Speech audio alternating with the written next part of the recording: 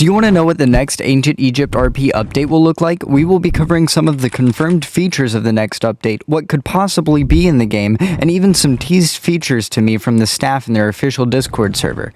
Stick around, you're not going to want to miss this. To start off, a topic that's been floating around my comments, refined ores. I get asked, how do I refine ores? Where can I refine them? Too many times to count.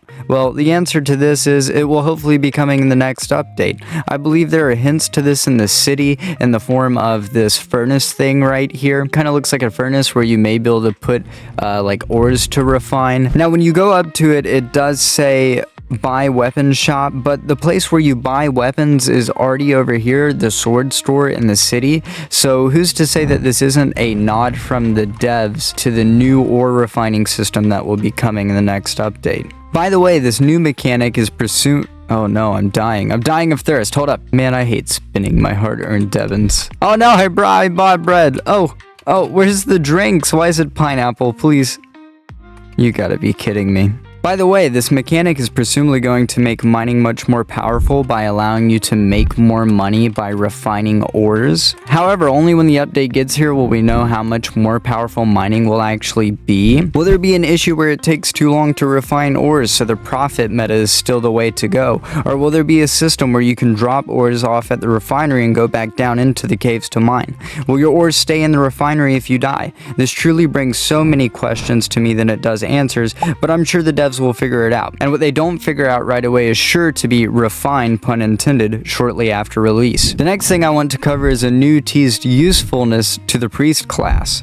I remember when I first started playing this game, watched a tutorial on the priest class and spent all of my hard-earned devons hoping that I would get money by healing the sick, only to be let down and eventually crushed by starvation and thirst as I realized you don't get money for healing people. Now I'm sure this is to do with some sort of exploitability factor, and God forbid I get my hands on some info like that. You would have seen the video by now if that were the case, but it was just a huge letdown as a new player at the time, especially in a game where, at the beginning, every penny counts. So it's nice to know that the devs are working on it and making this a viable role, and maybe our suffering won't be in vain after all.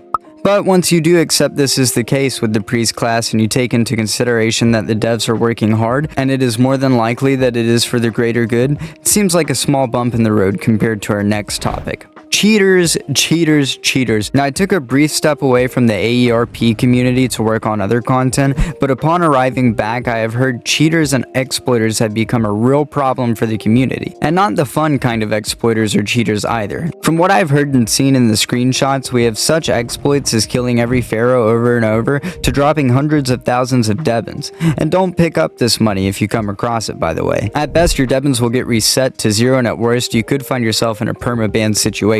We've even seen such exploits as fly hacking and abusing this power to cause havoc, or a mixture of all three. Truly toxic. But yet again, I do have some water for those angry flames of yours, and trust me, mine too. At the time of planning this video, we got a little teaser from Sealboy, who is a part of the exploit prevention team, and he said that the anti-cheat for this game is in development, and I speculate that it may even be ready to implement, but it may just be getting some last minute tweaks before the new update. That being said, hopefully we'll be able to walk in the streets of our kingdom home once again without having to worry about the Egyptian equivalent of Syndrome trying to emulate fling things and people in the game, taking their rage out on us. Some people just have nothing better to do, I guess. Please subscribe. Another quick mention is the possibility for optimization on the mobile side of things, such as bowing and many other functions that the mobile side of the community has been deprived of since the release of this game. Moving on from those confirmed, semi-confirmed updates and tweaks, we're going to look at what could possibly be added to the game and some popular suggestions from the community.